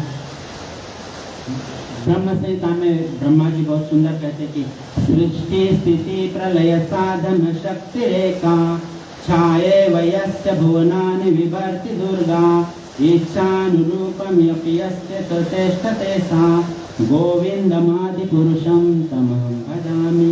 कहते कि सृष्टि स्थिति और प्रलय के जो इसके लिए जो साधन लगते हैं उनका ये क्या करते, हिंदी में क्या शब्द है उसको उस साधन को दे देते हैं। सृष्टि के निर्माण के लिए जो सामग्री लगती है, सृष्टि के निर्माण प्रलय के लिए जो सामग्री लगती है वो ये दे देती है। कैसे इसको हम किसी उदाहरण के द्वारा समझ सकते हैं? कैसे होता है या जैसे कि ये भौतिक जगत का निर्माण करने का जब सोचा तो बहुत सारी सामग्री तो इसके लिए लगेगी। जल लगेगा, जमीन लगेगी, पेड़ पौधे लगेंगे, अग्नि लगेगी। तो ये सब सारी चीज़ें कौन प्रदान करती हैं? सामुख्य भौतिक प्रकृति यानी माया शक्ति प्रदान करती है। और प्रलय के समय भी ये यही चीज़ें प्रदान करती है और इसी के द्वारा प्रलय भी होता है। जैसे कि जल के द्वारा कहीं बाढ़ आ गया तो हो गया, कहीं भूकंप आ गया तो जमीन धंस गई, कभी कुछ हो गया, कहीं आग लग गई तो यहाँ इतने लोग मरे। हाल ही में प्रभु जी उस दिन बता रहे थे कि कोई एक गांव है साउथ में जहाँ कुछ हुआ और 5000 लोग एक साथ में लगभग वहाँ पर उनकी मृत्यु हो गई। तो ये जो साधन है, ये साधन का जो सप्लाई करती है माया शक्ति, तो कहते हैं कि ये भगवान की ये सब व्यवस्था है, उसमें ये सहायक बनती है। भले ये अपरा शक्ति है लेकिन सहायक बनने के कारण वो गुणमय और दैवी इसलिए कहा जाता है। वेदों में इसकी पुष्टि इस प्रकार हुई है, मायाम तो प्रकृति विद्यावान तो महेश्वरम। कहते हैं कि यद्यपि माया मिथ्या या नश्वर है, किंतु माया की पृष्ठभूमि में परम जादूगर भगवान है। भले ही माया नश्वर लगेगी लेकिन इसके पीछे सपोर्ट किसका है? इसके पीछे कौन है? भगवान है। इसके लिए भगवान कहते कि मम माया, मेरी, जो परम नियंता महेश्वर है। श्वेताश्वतर उपनिषद में इसका वर्णन है। गुण का दूसरा अर्थ है रस्सी, रज्जु है। जैसे श्लोक में कहा कि गुणमयी, तो ये गुण का अर्थ यहाँ पर तात्पर्य में प्रभुपाद महाराज लिखते हैं कि रस्सी है। कैसे इसको समझेंगे हम लोग? इसको कैसे समझेंगे? हरे कृष्णा कृष्णा कृष्णा हरे हरे, हरे राम राम राम हरे हरे। रस्सी है, कैसे समझे? यहाँ लिखा है गुण का दूसरा अर्थ रस्सी है। अच्छा, रस्सी क्या काम करती है? बांधने का काम करती है, बराबर। तो ये जो दैवी जो शक्ति है माया देवी, ये क्या है? गुण वाली है। पहले ही बताया प्रभुपाद महाराज ने तात्पर्य में कि ये गुण वाली है। तो ये जो 3 गुण है, सत्व गुण, रजोगुण और तमोगुण, ये जो है हमारे लिए क्या है? भौतिक संसार में आए हुए जीवों के लिए 3 जंजीरें, ये रस्सियां हैं। सत्वगुण मतलब सोने की जंजीर, रजोगुण मतलब चांदी की जंजीर, और तमोगुण मतलब लोहे की जंजीर। लेकिन जंजीर तो है, लेकिन भले सोने की है, सत्वगुण है, भले सत्वगुण है, लेकिन वो क्या काम करता है? बांधने का ही काम करता है। भले रजोगुण है, वो भी बांधने का ही काम करता है, और तमोगुण है, वो भी बांधने का ही काम करता है। कोई ऐसा सोच सकते हैं कि सत्वगुण में हम जी रहे हैं, लेकिन सत्वगुण में भी अगर जी रहे हैं तो उसका फल, सत्वगुण का फल क्या होता है? पुण्यात्माओं का जो स्वर्ग है वहाँ पर हमें उसका फल मिलता है। लेकिन भगवान कहते हैं कि वहाँ पर पुण्य कर्म खत्म होने के बाद हमें फिर से आना पड़ता है। इसलिए कहते हैं कि ये भले सत्वगुण वाली रस्सी भी होगी तो भी ये बांधने का ही काम करती है। इसके लिए इसको यहाँ पर गुणों को प्रभुपाद महाराज तात्पर्य में रस्सी कहते हैं। इसको कैसे समझेंगे? एक छोटे से उदाहरण से हम समझेंगे। मान लीजिए कोई तोता है, तोता पोपट, तोते को पकड़ने वाले जो लोग होते हैं कैसे उसको पकड़ते हैं? कुछ चारों दाना दे के या तो जाल डाल के किसी भी प्रकार से उसको पकड़ते। तोते को कैसे पकड़ते हैं? उसके पास तो पंख हो, जाल डाल के क्या करते हैं? कुछ लालच। ऐसा मैंने पढ़ा है एक जगह पर कि तोते को पकड़ने का एक अलग से टेक्निक होता है कि जो 2 डाली जो रहती है या 2 पेड़ है मान लीजिए, तो उसको एक रस्सी बांधते हैं और रस्सी के बीच में एक पाइप छोटी नली डालते हैं, और जब नली डालते हैं तो तोता आकर के उस पर बैठ जाता है। वो उसको लगता है कि रस्सी है, वो अंदर कुछ नहीं है, वो सिर्फ रस्सी समझता है और रस्सी पर वो बैठ जाता है। लेकिन जैसे वो अपने पैर रखता है तोता, वो अंदर नली है वो घूम जाती है, अंदर जो नली है पाइप है वो घूम जाती है और फिर तोता नीचे आ जाती है, मतलब नीचे उल्टा हो जाएगा। उसने जकड़ के रखा है लेकिन वो नीचे, तो उसको दिखता है आकाश और उसके पैर उस नली में रहते हैं, वो उड़ता नहीं है। वो भूल जाता है कि मुझे पंख है, भूल जाता है कि मुझे पंख है, वो अपने पैरों पर ही विश्वास रखता है और विश्वास पैरों पर रखने के कारण वो फंस जाता है, जब उसको पकड़ा दिया जाता है। तो ऐसे हम सबकी हालत इस संसार में है। हम इस माया के चंगुल में, पैसा, संपत्ति, धन, घर, बंगला, गाड़ी, इसके चंगुल में फंसे हुए हैं और इसके कारण माया ने हमें जकड़ लिया है कि ये मोह के कारण सारी चीज़ों का हमें मोह है, इसके लिए जकड़ लिया है। हम भूल जाते हैं कि भगवान ने हमारे लिए भजन भी दिया है। हम जैसे हम आए वैसे गर्भ में ही हमारे लिए भगवान ने भजन दे दिया है। तो हम भूल जाते हैं कि कृष्ण भावनामृत भी है, कृष्ण भावनामृत आंदोलन भी है, या हमें जीवेर स्वरूप है कृष्णेर नित्य दास, ये हमारा स्वरूप ही हम भूल जाते हैं कि मैं कृष्ण का नित्य दास हूँ और मुझे उनकी सेवा करके ही मैं इस माया के चंगुल को पार कर सकता हूँ। ये हम नित्य दास, ये हमारा स्वरूप हम भूल जाते हैं, क्योंकि हम माया को हमने पकड़ा हुआ है, माया ने भी हमको पकड़ा हुआ है। हम छोड़ नहीं पाते माया को, मतलब इस संसार के मोह को, इतने हम मोहबद्ध हो जाते हैं। तो इसके लिए प्रभुपाद महाराज कहते हैं कि ये जो है रस्सी है, ये गुण जो है क्या तीनों, ये रस्सी है। इसे यह समझना चाहिए कि बद्ध जो मोह रूपी रस्सी से जकड़ा हुआ है, यदि मनुष्य के हाथ पैर बांध दिए जाए तो वह अपने को छुड़ा नहीं सकता। उसकी सहायता के लिए कोई दूसरा व्यक्ति चाहिए जो बंधा न हो, क्योंकि एक बंधा हुआ व्यक्ति दूसरे बंधे हुए व्यक्ति की सहायता नहीं कर सकता, अतः रक्षक को मुक्त होना चाहिए। क्या बोल रहे हैं कि एक बंधा हुआ व्यक्ति दूसरे बंधे हुए व्यक्ति को छुड़ा नहीं सकता। कि सबसे पहले प्रश्न यहाँ उठता है कि क्या हम हकीकत में माया की चंगुल से छूटना चाहते हैं? माया के चंगुल से, इस मोह रूपी दुनिया से हम छूटना चाहते हैं, छुटकारा पाना चाहते हैं? कितने लोग ऐसा करना चाहते हैं? एक बार जब हम नए कृष्ण भावनामृत आंदोलन में आए थे तो दुबई स्टेट में नीचे एक कमरे में सत्संग होता था। वहाँ पर प्रभु जी ने एक बहुत ही सुंदर उदाहरण दिए थे, मुझे हल्का सा याद है कि एक बार किसी कारण से इंद्र महाराज इस पृथ्वी पर आ गए और उनको सुअर का शरीर मिला।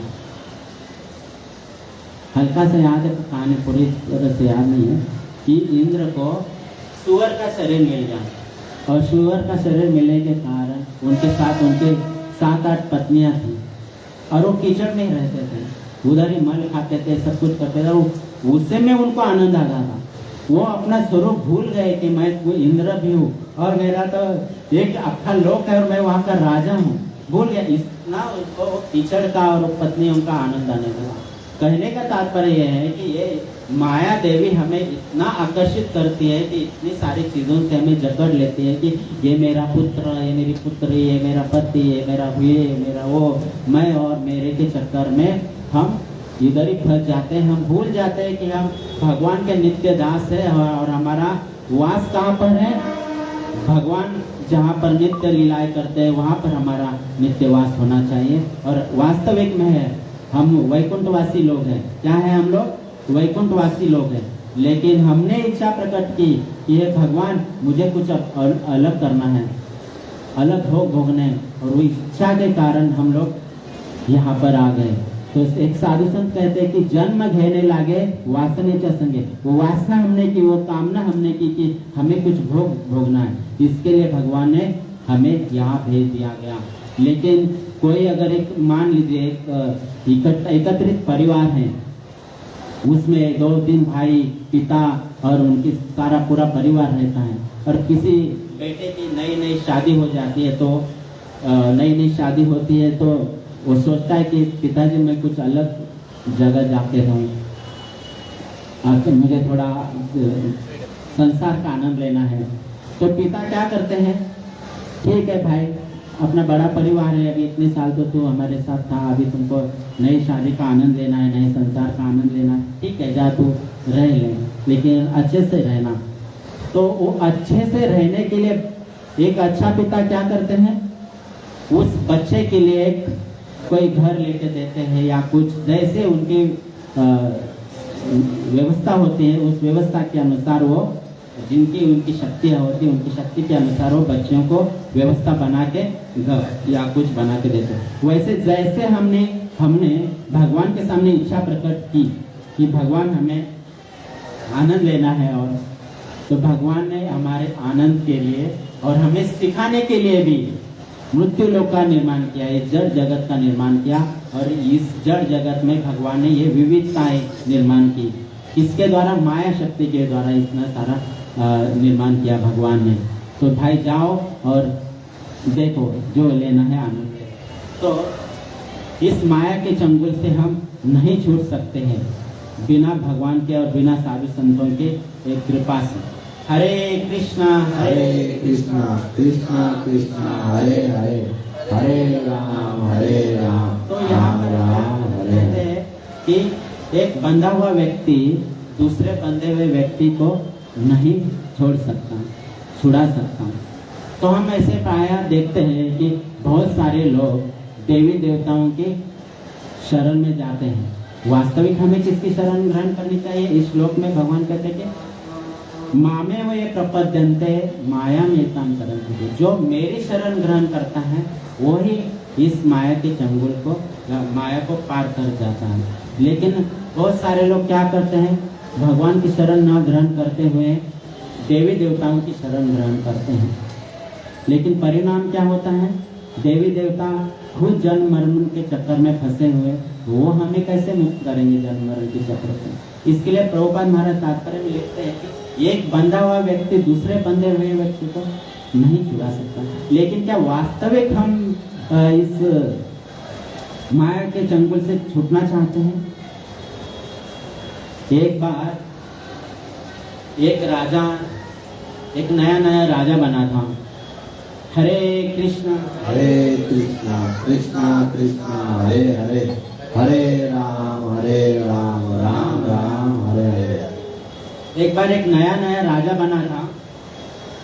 जैसे कोई नया राजा बनता है या कोई राष्ट्रपति या कोई भी बनते हैं, पहले के जमाने में होता था, कोई नया राजा बनेगा तो अपना संविधान लागू करेगा, अपना कुछ नया नियम लागू करेंगे। तो एक नया राजा हुआ था, वो नया राजा ने क्या किया, पहले ही नियम रख दिया कि जितने भी लोग जेल में हैं उसको सबको छोड़ दिया जाए। जितने लोग जेल में हैं सबको छोड़ दिया जाए। तो राजा के जो प्रधानमंत्री थे उन्होंने कहा, ये महाराज तो ऐसा तो हम कर नहीं सकते, ये लोग बहुत बुरे लोग हैं, अगर बाहर जाएंगे, जेल के बाहर आएंगे तो हो सकता है कि आतंक फैलाए या कुछ गड़बड़ी करे, किसी का मर्डर करे, किसी का बलात्कार करे या जो भी है, ये बहुत दुष्ट लोग हैं। तो राजा बोलते हैं, अरे मैंने आदेश दिया है, तुम ये क्या बोल रहे हो? वो प्रधानमंत्री जी बोलते हैं कि महाराज इस राज्य का तो मुझे बहुत सारा अनुभव है, इस कैदियों के बारे में भी मुझे बहुत सारा अनुभव है, ये लोग अच्छे नहीं हैं, एक बार आप विचार कीजिए इस बात पर। तो राजा विचार करते हैं कि क्या किया जाए। तो प्रधान जो होते हैं उनको एक आइडिया देते हैं कि महाराज एक बोर्ड पे लिखो कि जो भी कैदी जो चाहेगा उसे वो मिल जाएगा, जो व्यक्ति जिस चीज को चाहेगा उसको राजा उसको दे देंगे। तो ऐसा बोर्ड लगा दिया और दूसरे दिन गए जो उनका कारागृह था वहां पर सबको बुलाया बाहर, कारागृह के बाहर मैदान में, और सब कैदियों को बोला गया कि भाई राजा जो है हमारे अभी नए नियुक्त हुए हैं, उन्होंने ऐसा कानून निकाला है कि जो जिसको चाहिए उसको दे दिया जाएगा। तो बारी बारी से सबको पूछा गया कि भाई तुमको क्या चाहिए। पहले कैदी को पूछा गया क्या चाहिए, तो पहला कैदी बोला कि मुझे सोते समय रोज एक सिगारेट का पैकेट मिल जाएगा तो अच्छा है, तो मैं स्मोकिंग करूँ, क्योंकि मुझे घर में जब मैं रहता था सिगारेट पिए बगैर, धुआं निकाले बगैर मुझे नींद नहीं आता। दूसरे को पूछा कि भाई तुमको क्या चाहिए, बोले कि मुझे मदिरा चाहिए, जब तक मैं मदिरा के नशे में नहीं जाता तब तक मुझे नींद नहीं आता। ऐसे सबको पूछा, सबने अलग अलग इच्छा प्रकट की। अंत में एक व्यक्ति को, एक जो लास्ट वाकई था, उसको पूछा गया कि भाई राजा बहुत प्रसन्न है, तुमको क्या चाहिए मांगो, जो चाहोगे मिलेगा। उन्होंने कहा चाहिए तो आप मुझे 10 जूते मारो, चाहिए तो आप मेरे मुंह पर 10 जूते मारो, लेकिन मुझे इस कैद से मुक्त करो। तो 1000 कैदियों में से कितने लोग जो है वास्तविक में कैद से मुक्त होना चाहते थे? सारे लोग कुछ ना कुछ अपेक्षा की, बोले कि हमको ये चाहिए। वैसे कि वास्तविक में क्या हम लोग इस माया के चंगुल से छूटना चाहते हैं या इसी में फंसना चाहते हैं? जो छूटना चाहते हैं तो भगवान उपाय बताते हैं कि अगर छूटना है तो इसका एक ही उपाय है, मामे वे प्रपद्यन्ते माया में तान करन्ते। जो भी भक्त मेरी शरण ग्रहण करेगा वो ही इस माया को आसानी से पार कर जाएगा। और कितने आसानी से पार कर जाएगा?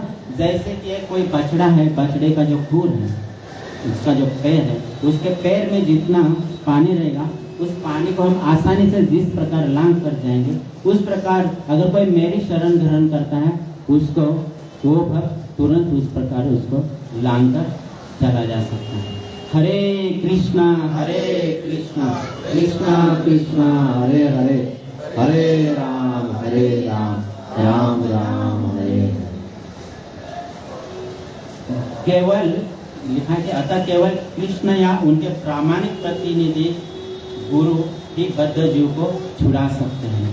क्या कहते हैं कि प्रामाणिक जो गुरु है वही और या फिर भगवान, ये दो ही हमको इस माया के चंगुल से छुड़ा सकते हैं। इसलिए भगवान क्या करते हैं कि जब वो जहाँ वो खुद नहीं आते हैं वहाँ पर वो, जैसे हमारे आचार्य हैं प्रभुपाद महाराज, भक्तिसिद्धांत सरस्वती ठाकुर महाराज, या हमारे जितने भी वैष्णव आचार्य हैं उनके रूप में हम लोग के लिए भेज देते हैं कि उनके कि आप जाओ और भक्तों को, जो लोग हैं जीव है माया में फंसे हुए हैं, उनको हरि नाम दो और उनको प्रचार करो और उनका उद्धार करो। तो ये जो है गुरु जो होते हैं वो भगवान के प्रतिनिधि ही होते हैं।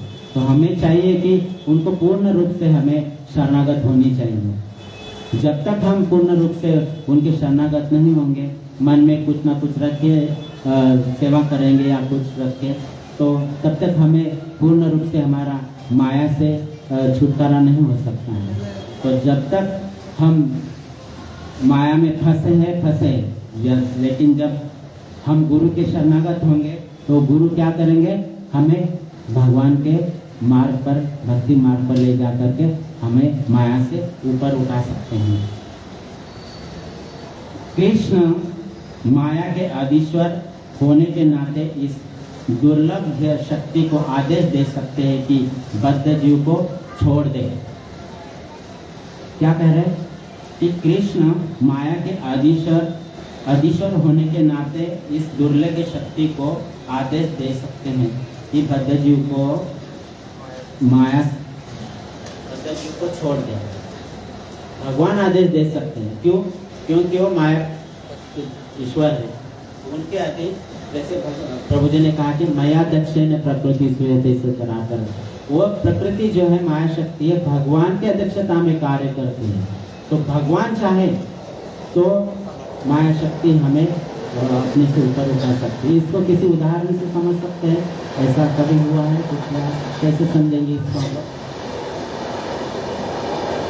मान लीजिए किसी एक नेता या बहुत बड़ा अमीर व्यक्ति है, मान लीजिए कोई एक अमीर व्यक्ति है और उसका बहुत बड़ा घर है। घर के दरवाजे पर एक उन्होंने कुत्ता रखा है, और आजकल तो लिखते भी है कि कुत्तों से सावधान। पहले तो बहुत सुंदर होता था कि सुस्वागतम, वेलकम, उसके पहले तो राम राम सीताराम। तो ऐसे ऐसे पता हुआ राम राम सीताराम तो दरवाजे से चला गया, उसके बाद वेलकम सुस्वागतम आया, उसके बाद वो भी चला गया और पतन होकर के अभी क्या है, कुत्तों से सावधान। तो मतलब अंदर कुत्ते रहते हैं या गेट पे कुत्ते हैं, वही समझ में नहीं आता कि कुत्ते हैं कहाँ। तो एक अमीर व्यक्ति अपने दरवाजे पर एक कुत्ता रखा था, तो जो भी वहां से आता जाता व्यक्ति था उसके ऊपर भौंकता था। वो किसी को अंदर नहीं जाने देता था। वो कुत्ता जो किसी भी व्यक्ति को अंदर जाने नहीं देता था। लेकिन जैसे उस घर में प्रवेश कौन कर सकता है? अगर किसी को कुत्ता नहीं जाने अंदर दे रहा है तो उस घर में प्रवेश कौन कर सकता है? जानकार, मतलब वो बालकनी में खड़े रहते थे राजा, तो मतलब वो व्यक्ति जो अमीर व्यक्ति है वो बालकनी में खड़े रहते थे और कुत्ते को इशारा करते थे कि भाई अभी जो आ रहा है वो व्यक्ति मेरा है, इसे छोड़ दो, इस पर भौंकना नहीं। तो कुत्ता इशारा से देखता था कि हाँ ये मेरे मालिक का आदमी है, तो उसको भौंकता नहीं था। वो जाके खुद ही अपने बदन से दरवाजा खोलता था और वो मेहमान को अंदर आने देता था। तो ये अंदर जा कौन सकता है? जो मालिक का, जो उस घर के मालिक का, अमीर व्यक्ति का पहचान वाला है वो। लेकिन उसका जो पुत्र है उस व्यक्ति का, वो भले कितने बार भी आए जाए उसको वो कुत्ता नहीं भौंकेगा। या फिर उसके पुत्र के साथ साथ और भी कई लोग आए तो भी वो कुत्ता नहीं भौंकता, क्योंकि वो उसके पुत्र के साथ में। तो वास्तविक में जो गुरु होते हैं वो भगवान के प्रतिनिधि होते हैं। उनको भगवान कार्य देते हैं, जाओ तुम जगत का उद्धार करो, जगाचा कल्याण संतांचा विभूति। कहते कि जगत कल्याण के लिए तुम्हारा है, तुम जाओ जगत का कल्याण करो। और जब वो आते हैं हमारे पास यहाँ पर धरातल पे, तो सिर्फ अपने शरीर को कष्ट दे करके सिर्फ और सिर्फ लोगों के कल्याण के बारे में सोचते हैं। और जो भी उनके संपर्क में आता है पूर्ण शरणागति से, तो वो जो साधु संत है, गुरु है, वो भी उस शरणागत व्यक्ति को भी भगवान के पास ले जाने का या इस माया के चंगुल से ऊपर उठाने का जिम्मेदारी लेते हैं। तो भगवान इसी प्रकार माया शक्ति को भी आदेश देते हैं कि जो भी मेरे शरणागत है या फिर मेरे प्रतिनिधि के शरणागत जो भी जीव है, उसको तुम इस भौतिक संसार के गेट से बाहर निकालना, उसको अंदर मत रखना। तो कृष्ण माया के अधीश्वर होने के नाते इस दुर्लभ शक्ति को आदेश दे सकते हैं कि बद्ध जीव को छोड़ दें। वे शरणागत जीव पर अहेतु की कृपा तथा वात्सल्यवशी जीव को मुक्त किए जाने का आदेश देते हैं। क्या वात्सल्यवश? कहते कि शरणागत जीव को वात्सल्यवश मतलब वो अपने बच्चे की तरह समझते हैं। वैसे भी भगवान गीता जी में कहते कि पिता अहम अस्य जगतो माता, मैं ही पिता भी हूँ और मैं ही माता हूँ सभी जीवों का। तो वात्सल्यवश भगवान जीव को मुक्त किए जाने का आदेश देते हैं। किसको? माया शक्ति को। क्योंकि जीव मूलतः भगवान का प्रिय पुत्र है, अतः निष्ठुर माया के बंधन से मुक्त होने का एकमात्र साधन है भगवान के चरण कमलों की शरण ग्रहण करना। क्या कह रहे प्रभुपाद महाराज जी? भगवान के चरण कमलों की शरण ग्रहण करना ही इस माया से चंगुल से छूटने का एकमात्र उपाय है। तो यहाँ पर प्रभुपाद महाराज तात्पर्य में लिखते हैं कि मामेव पद भी अत्यंत सार्थक है। मामेव का संधि विषय करेंगे तो क्या होगा? मामेव, केवल में। माम का अर्थ है एकमात्र कृष्ण या विष्णु को, ब्रह्मा या शिव को नहीं। क्या करके? ब्रह्मा या शिव को नहीं। मामेव, केवल मेरी। यहाँ पर भगवान तात्पर्य में प्रभुपाद लिखते हैं कि केवल मेरी मतलब कृष्ण की शरण ग्रहण। तो यहाँ पर अव्यभिचारी भक्ति के विषय में भी ये सुनिश्चित करना चाहते हैं कि कई ऐसा देखा जाता है कि संसार में कोई एक व्यक्ति है, वो अपने पत्नी से प्रेम करता है, साथ साथ वो किसी और भी लड़की से प्रेम करता है, या कोई लड़की है वो अपने पति से भी प्रेम करती है और साथ साथ किसी दूसरे से भी प्रेम करती है। तो ये इसको क्या कहा जाता है? व्यभिचार। लेकिन अव्यभिचारिणी भक्ति मतलब सिर्फ और सिर्फ केवल भगवान की शरण ग्रहण करना, ना किसी देवी देवता की, या ना शिव जी की, ना ब्रह्मा जी की। यहाँ कह रहे, यहाँ से तात्पर्य में लिखा है कि मामेव शब्द भी सार्थक है। माम का अर्थ है एकमात्र कृष्ण को शरण होना चाहिए, ब्रह्मा या शिव को नहीं। क्यों नहीं? ब्रह्मा जी भी बंधे हुए, वो भी जड़ जगत में है, भले वो उच्च लोगों में है, भले उनका लोग उच्च है, उनका 4 सिर है, 10 सिर है, 10,000 सिर के भी ब्रह्मा जी, लेकिन है तो वह जड़ जगत के अधिपति है। लेकिन भगवान 14वें या 15वें अध्याय में कहते हैं कि आप ब्रह्म भुवना लोका पुनरावर्ती अर्जुन, वो कितने भी उच्च लोकों में क्यों ना हो, ब्रह्म लोकों में भी क्यों ना हो, उनको जन्म मृत्यु है ही, पुनः उनको अवतीर्ण होना ही पड़ता है। इसके लिए पहले तो सिर्फ मेरी शरण ग्रहण करनी चाहिए, तो ही मैं जीव को या मेरे प्रतिनिधि के गुरु की शरण ग्रहण करनी चाहिए, तो ही मैं उनका माया से पार कर जाता हूँ।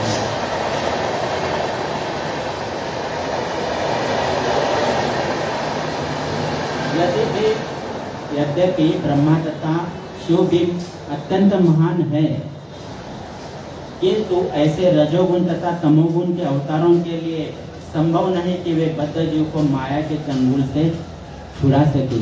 वो उनके बस की बात नहीं है कि हमको इस माया शक्ति के चंगुल से छुड़ा सके।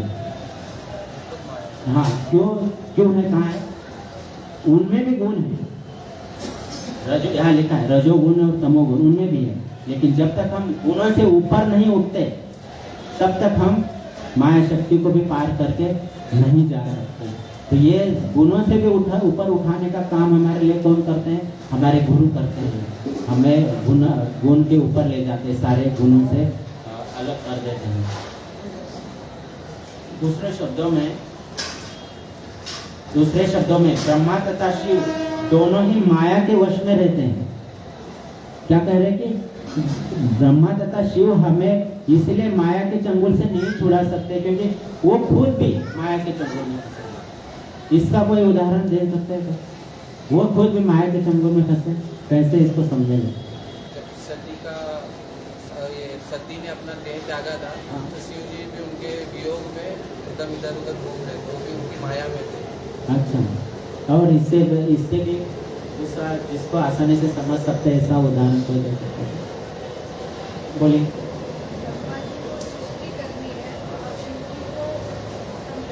हाँ, कैसे बंधे हो? वो तो उन भगवान के आदेश का पालन कर रहे हैं।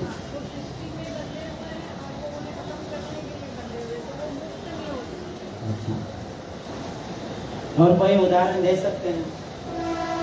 भगवान का वही मुनि अवतार था, उसमें मुनि अवतार को देख के माया में बहुत सुंदर। प्रभु जी ने भी एक बार यह उदाहरण बताया था कि कैसे वो भगवान के मोहिनी अवतार के समय में शिव जी का वो हुआ था। तो कहने का तात्पर्य है कि उनमें भी गुण है, उनके अंदर भी गुण है, वो गुणातीत नहीं है, शिव जी भी ब्रह्मा जी भी। इसके लिए वो हमें भौतिक चीजें प्रदान कर सकते हैं। हिरण्यकशिपु को भी अगर वरदान दिए हैं, वो सारे वरदान क्या है? भौतिक है। रावण जी को भी वरदान दिए हैं, वो सारे वरदान क्या है? भौतिक है। यानी वो मुक्त होने का वरदान कोई भी देवी देवता हमें नहीं दे सकते हैं। ये वरदान अगर मुक्त करने का जो वरदान है या मुक्त करने का काम है, वो सिर्फ और सिर्फ भगवान कृष्ण कर सकते हैं, उनके अलावा कोई भी नहीं कर सकते हैं। दूसरे शब्दों में ब्रह्मा तथा शिव दोनों ही माया के वश में रहते हैं। केवल विष्णु माया के स्वामी हैं। इसके लिए कभी कभी कहते हैं मायापति। अतः वे ही बद्ध जीव को मुक्त कर सकते हैं। वेदों में श्वेताश्वतर उपनिषद इसकी पुष्टि त्वमेव विदित्वा के द्वारा की गई है, जिसका अर्थ है कृष्ण को जान लेने पर ही मुक्ति संभव है ना? तो यहाँ पर 7वां अध्याय जब शुरू हुआ तो भूमिका में भगवान ने कहा कि मैं तुमको ऐसा ज्ञान प्रदान करूँगा जिसके बाद, जो जान लेने के बाद तुमको कुछ और जानने का शेष नहीं रहेगा। तो कहते कि कृष्ण को जान लेने पर ही मुक्ति संभव है। शिव जी भी पुष्टि करते हैं, या तो शिव जी बोल रहे हैं, शिव जी भी पुष्टि करते हैं कि केवल विष्णु कृपा से मुक्ति प्राप्त की जा सकती है। और उसके लिए श्लोक कहते हैं, मुक्ति प्रदाता सर्वेषां विष्णु एव न संशयः। मुक्ति का जो प्रदाता है, मुक्ति देने का जो काम करते हैं, वो सिर्फ और सिर्फ भगवान विष्णु या भगवान कृष्ण कर सकते हैं। हम ब्रह्मा विष्णु नहीं कर सकते, और इसमें कोई संशय नहीं है।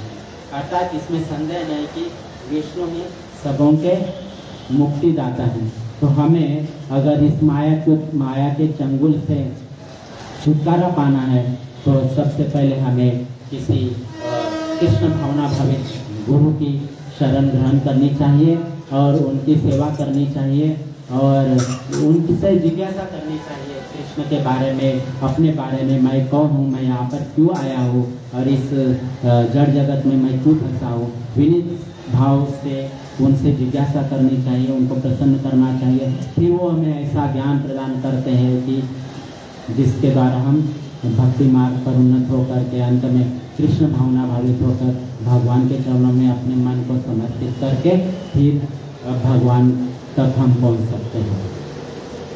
तो ये है इस श्लोक का तात्पर्य। जितना हमारे ऊपर गुरु, हमारे शिक्षा गुरु जी, दीक्षा गुरु जी एवं प्रभुपाद महाराज की या भगवान की जितनी कृपा हुई थी, उस कृपा के अनुसार हमने आपको इस श्लोक का टूटे फूटे शब्दों में अर्थ समझाने का प्रयास किया। इस प्रवचन में या इस कथा के समय मेरे मुख से यदि कुछ भी अपशब्द निकले हो या ऐसा कोई शब्द आया हो जिसका आप ऐसा समझ सकते हैं कि इससे हमारा भला नहीं हो सकता या फिर ये इधर उधर की बातें हैं, ऐसा अगर आपको लगा होगा तो वो बात आप इधर ही छोड़िए, उसकी चर्चा मत करिए। और अगर आपको ऐसा लगता है कि कोई भी मेरे द्वारा कही हुई बात से आपका अगर कल्याण हो सकता है तो वह सिर्फ और सिर्फ मेरे शिक्षा गुरु एवं दीक्षा गुरु जी का कृपा प्रसाद समझ करके आप अपने साथ में ले जाएं और औरों को भी इस प्रसाद को बांटें। बहुत बहुत आभार। श्रीमद् भगवद गीता यथारूप की जय हो। जगत गुरु श्रील प्रभुपाद महाराज की जय हो। किसी का कोई प्रश्न हो आज के विषय में तो पूछ सकते हैं। किसी का भी कोई प्रश्न यदि आज के इस श्लोक के ऊपर है तो पूछ सकते हैं। ठीक है, बहुत बहुत आभार। हरे कृष्ण। हरे कृष्णा कृष्णा कृष्णा हरे हरे, हरे राम राम राम हरे हरे। हरे कृष्णा कृष्णा कृष्णा हरे हरे, हरे राम राम राम हरे हरे। अंत में एक बात शिक्षा गुरु जी के चरणों में करना चाहता हूँ कि वो मुझे पिछले 2 साल से बहुत बार उन्होंने मुझे कहा कि आप ये प्रवचन रूपी सेवा के बारे में उन्होंने मुझे बहुत बार कहा और बहुत बार मेरे से उनकी आज्ञा का उल्लंघन हुआ है। मैं बहुत ही विनम्रता के पूर्वक उनके चरणों में माफ़ी चाहता हूँ, क्षमा मांगता हूँ कि मेरे से बहुत बार आपकी आज्ञा का उल्लंघन हुआ है। अभी यदि आपकी कृपा हुई, प्रभुपाद महाराज की कृपा हुई, भगवान की कृपा हुई तो मैं प्रयासरत रहूँगा ये सेवा, ये जो वांग्मय रूपी सेवा है निरंतर करता हूँ। बहुत बहुत आभार। हरे कृष्ण।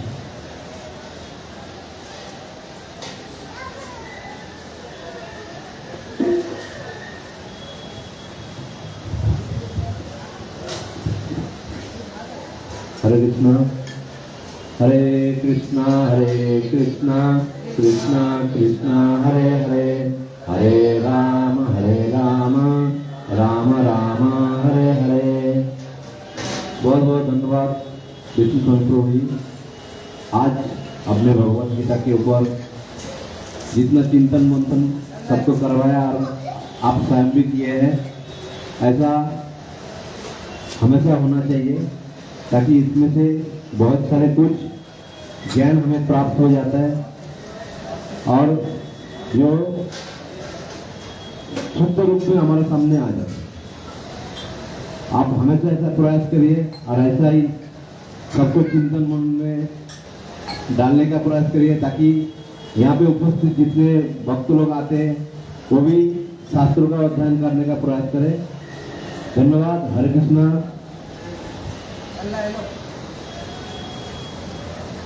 इसलिए प्रभु जी के लिए 3 बार हरे कृष्ण मंत्र का उच्चारण करेंगे सभी लोग।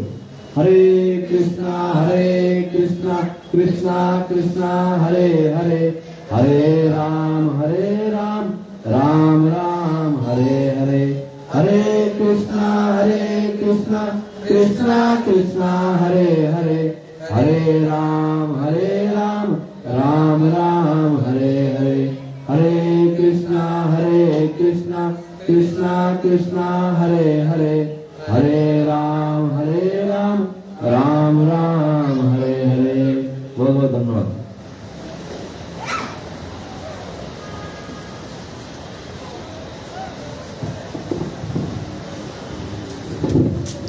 हरे कृष्ण। सभी लोग के लिए प्रसाद है और आज बारिश के कारण प्रसाद में पार्सल भी है। प्रसाद खाने के बाद थैलियों में भी लेके जाना है, क्योंकि प्रसाद बहुत है और लोग आज बारिश के कारण कम है या जो भी अन्य कारण। तो अभी इस महीने में जन्माष्टमी उत्सव है, आप सबको पहले भी बताया गया है। तो सभी लोग जन्माष्टमी उत्सव के लिए तैयार रहेंगे और जन्माष्टमी उत्सव 24 से 27 तारीख तक यहाँ पे उत्सव मनाई जा रही है। और अगले शनिवार से हर शनिवार को झूला यात्रा भी होगी, क्योंकि सावन का महीना है। वैसे तो झूलन फेस्टिवल मंदिर में एकादशी से पूर्णिमा तक होती है। अभी जो एकादशी आएगी उससे पूर्णिमा, बलराम पूर्णिमा तक।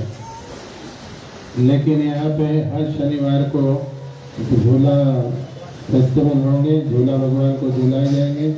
तो आप सब लोग को बताइए और समय से आने का प्रयास करिए, ताकि हम ज़्यादा से ज़्यादा कीर्तन, भगवत गीता का या भागवत का प्रवचन और इस आयोजन का लाभ उठा सके। बहुत बहुत धन्यवाद। जिनको सेवा देनी है आगे, अन्नदान सेवा या लक्ष्मी सेवा, विजय प्रताप प्रभु बैठे हैं वहाँ पे, उनके पास अपना सेवा जो नियमित मंथली सेवा है वो